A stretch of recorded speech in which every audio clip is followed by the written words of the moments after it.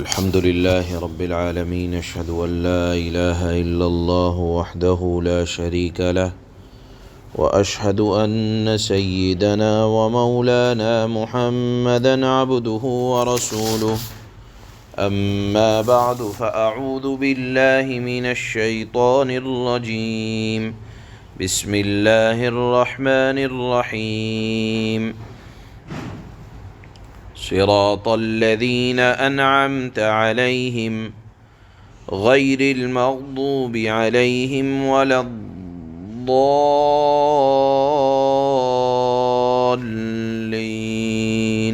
آمین.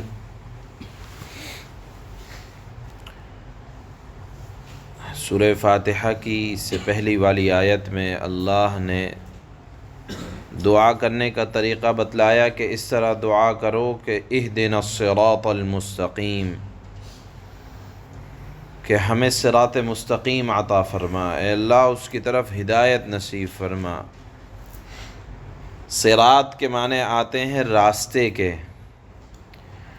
اور راستہ اصطلاح میں اس کو کہا جاتا ہے جس کے اندر 5 صفات پائی جائیں. راستہ اس کو کہا جاتا ہے جو پہلی صفت یہ ہے کہ وہ وسیع ہو، کشادہ ہو. دوسری صفت یہ ہے راستہ اس کو کہا جائے گا جو سیدھا ہو، اور اسی کے لیے اللہ نے مستقیم کا لفظ استعمال کیا، اہدنا الصراط المستقیم، کہ اللہ ایسا راستہ جو کشادہ بھی ہو، سیدھا بھی ہو. اور صراط مستقیم سے مراد ایسا راستہ، تیسری خصوصیت یہ ہے جو سب سے زیادہ قریب ہو منزل مقصود تک پہنچنے کے لیے. چوتھی صفت یہ ہے کہ منزل مقصود پر پہنچانے والا بھی ہو. بہت سے راستے ایسے ہوتے ہیں جو بیچ میں جا کر بند ہو جاتے ہیں، تو منزل مقصود پر پہنچنے کے لیے وہ راستہ متعین ہو اور آدمی منزل مقصود تک پہنچ جائے. اور 5ویں صفت یہ ہے کہ اس راستے کے علاوہ کوئی اور راستہ منزل مقصود تک نہ پہنچے، تو اس کو کہا جاتا ہے صراط مستقیم.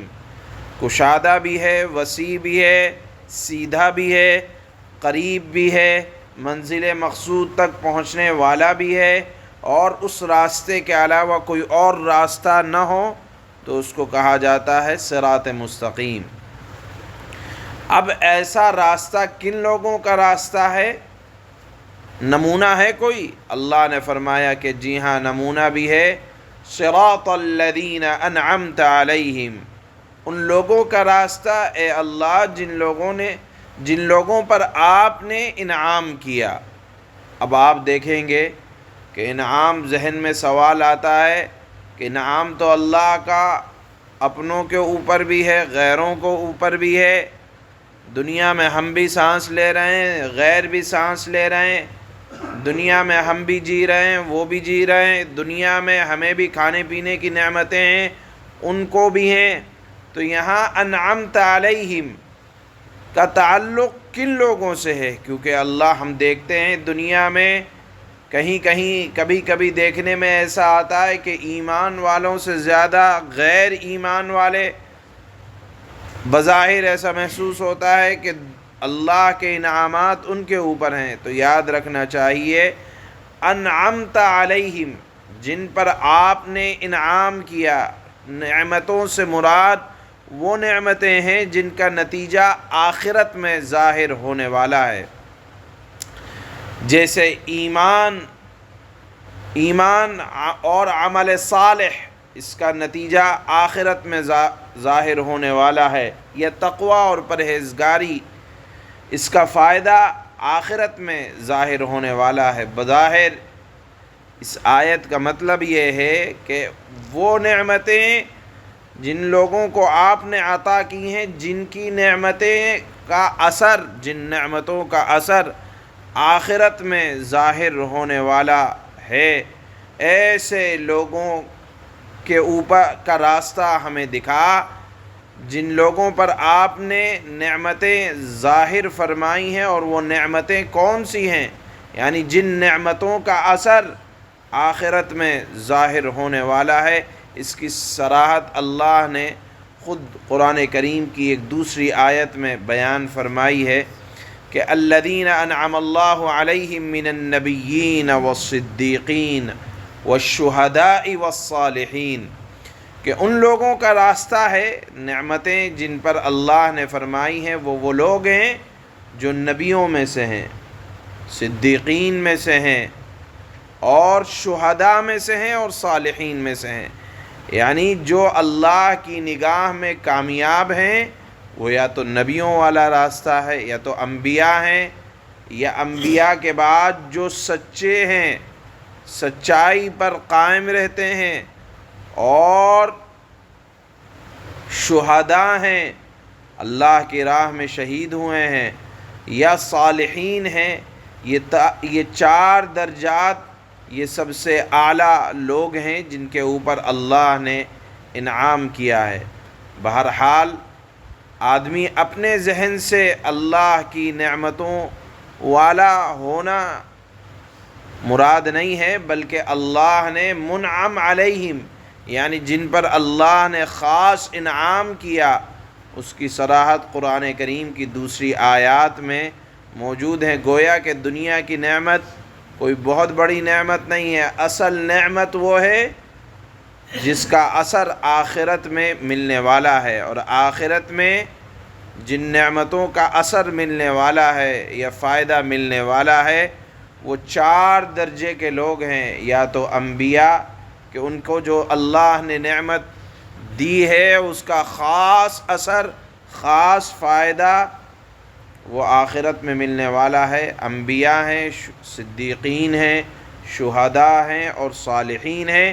ان لوگوں کے راستے پر چلنے کی دعا سورہ فاتحہ میں اللہ نے ہمیں اور آپ کو سکھلائی ہے، اور وضاحت فرمائی غیر المغضوب علیہم، ان لوگوں کا راستہ نہیں جن پر اے اللہ آپ کا غصہ، مغضوب کہتے ہیں اے اللہ جن کا پر اللہ کا غصہ نازل ہوا ہو، یہ ہیں یہود۔ مغضوب علیہم سے مراد ہے یہود، کہ جانتے بوجھتے انہوں نے مسائل کو سب جانتے تھے، علم تھا، سب کچھ تھا، اللہ کی دی ہوئی کتاب بھی تھی، لیکن اس کے باوجود انہوں نے اللہ کی نافرمانی کی تو اللہ کا ان پر غصہ نازل ہوا، اللہ نے اس قوم کو ہلاک و برباد کر دیا۔ اسی طرح وَلَضَّالِّينَ سے مراد ہے گمراہ، گمراہ کہا گیا ہے نصارہ کو۔ تو غیر المغضوب علیہم وَلَضَّالِّينَ اس آیت میں اللہ نے فرمایا کہ ان لوگوں کے راستوں سے بچو جن پر اللہ کا غصہ نازل ہوا یا جو گمراہ ہوئے۔ علماء نے لکھا ہے کہ بظاہر اس آیت میں یہود و نصارہ مراد ہیں، لیکن صرف یہود و نصارہ تک محدود نہ رکھیں، بلکہ وہ تمام لوگ شامل ہیں جو دین کے احکام کو جاننے پہچاننے کے باوجود، ہم نے جان لیا کہ یہ اللہ کا حکم ہے، پہچان لیا کہ یہ اللہ کی شریعت ہے، لیکن جاننے پہچاننے کے باوجود اپنی شرارت اور اپنی نفسانی تھوڑے سے فائدے کے لیے شریعت کے احکام کی خلاف ورزی کرتے ہیں، یا یہ کہیں دوسرے الفاظ میں اللہ کے حکم کے خلاف کرتے ہیں، تو یہ تمام کے تمام اس میں مراد ہوں گے۔ لہذا یہود و نصارہ سے بڑھ کر یہ کہا جائے کہ جو لوگ بھی جانتے بوجھتے یا انجانے میں اللہ کے احکامات کی خلاف ورزی کرتے ہیں وہ سب کے سب غیر المغضوب علیہم وَلَضَّالِّينَ میں آتے ہیں۔ بہرحال یہ تو آیت کے ذیل کے تحت یہ بات کہی گئی۔ اب سورہ فاتحہ کا خلاصہ یہ ہوا کہ اللہ نے اس میں دعا کرنے کا طریقہ سمجھایا ہے، کس طرح کہ پہلے جس سے مانگا جا رہا ہے اس کے اوصاف کو بیان کرو، اس کی تعریفیں کرو، پھر اس کے بعد اپنی عاجزی کا اظہار کرو۔ ہم نے عاجزی ہم نے سورہ فاتحہ میں پہلے اللہ کی تعریف کی، اللہ کی خوبیاں بیان کی، جو رحمان ہے، جو رحیم ہے، اس کی طاقت کو سمجھا کہ جو مالک یوم الدین ہے، قیامت کے دن کا مالک ہے، کہ جس دن کوئی مالک نہیں ہوگا، تنہا اللہ کی ذات مالک ہوگی۔ اس کے بعد اپنی کمزوری کا اظہار، ایاک نعبد و ایاک نستعین، کہ اللہ ہم تو مانگتے بھی تجھ سے ہیں، ہم تو اپنے آپ سے کچھ کر بھی نہیں سکتے، عبادت بھی تیری کرتے ہیں اور ہم محتاج ہیں، ہم تجھ سے مدد طلب کرتے ہیں۔ گویا کہ اپنی بندگی کا اظہار اور اپنے کمزور ہونے کا اعتراف جب کر لیا تو اب مانگو اللہ سے۔ کیا مانگو؟ اہدنا الصراط المستقیم۔ جامع دعا اللہ نے سکھلا دی کہ صراط مستقیم کو، ایسا راستہ جو واحد راستہ ہے اللہ تک پہنچنے کے لیے، سب سے قریبی راستہ ہے، جو راستہ بند نہیں ہے۔ اور صراط مستقیم کن لوگوں کا راستہ ہے؟ جن پر اللہ نے انعام کیا۔ انعام کن لوگوں پر کیا؟ یعنی جس کا اثر آخرت میں ظاہر ہوگا، وہ انبیاء کا راستہ ہے، صدیقین کا راستہ ہے، شہداء کا راستہ ہے، نیک لوگوں کا راستہ ہے۔ اب اس صورت کے بعد آپ نے سنا ہوگا کہ ہم نے آمین کہا۔ یاد رکھنا چاہیے، آمین کا ترجمہ یہ ہوتا ہے کہ اللہ اس کو ایسے ہی قبول فرما لیں جیسے ہم نے دعا کی ہے۔ یہاں یہ بات بھی سمجھیں کہ لفظ آمین یہ قرآن کریم کا نہ جز ہے، نہ یہ سورہ فاتحہ کا جز ہے، اور اسی وجہ سے سورہ فاتحہ کے بعد آمین لکھا نہیں جاتا ہے، بلکہ آہستہ سے آمین کہہ دیا جاتا ہے، اس لیے کہ یہ آمین، لفظ آمین دعا ہے، دعا کے لحاظ سے ضروری ہے۔ اور اسی طرح سورہ فاتحہ کا بعد حضرات نے فرمایا سورہ فاتحہ کے بعد آمین کہنا مسنون ہے، لہذا اس کی وضاحت ضروری ہے کہ لفظ آمین قرآن کا حصہ نہیں ہے۔ کہیں سورہ فاتحہ کے بعد آمین لکھا نہیں جاتا، نہ یہ سورہ فاتحہ کا حصہ ہے اور نہ قرآن کا، البتہ اللہ کے نبی صلی اللہ علیہ وسلم سے مسنون ہے کہ آپ جب سورہ فاتحہ پڑھتے تو اس کے بعد آمین کہا کرتے تھے، لہذا یہ آمین کہنا مسنون ہے۔ ایک بات اور سمجھا دیں کہ یہ سورہ فاتحہ اسم اعظم بھی ہے۔ اسم اعظم کا مطلب یہ ہے کہ سورہ فاتحہ کے بعد جو دعا مانگی جائے اللہ قبول کرتے ہیں۔ علماء نے اپنا تجربہ لکھا ہے کہ جو بھی سورہ فاتحہ کو فجر کی سنتوں اور فرض نماز کے درمیان اس طرح پڑھے کہ بسم اللہ الرحمن الرحیم الحمدللہ، یعنی میم کو الحمدللہ کے الف لام سے ملا دے اور 41 مرتبہ پڑھے، اور جو بھی مقصد لے کر پڑھے گا اس مقصد میں کامیابی ہوگا، کامیابی ملے گی۔ شرط یہ ہے کہ یہ عمل کم از کم 40 دن کیا جائے۔ اس کو کہا جاتا ہے اسم اعظم، یعنی اللہ کا وہ اسم جس سے اللہ دعاؤں کو بہت زیادہ قبول فرماتے ہیں۔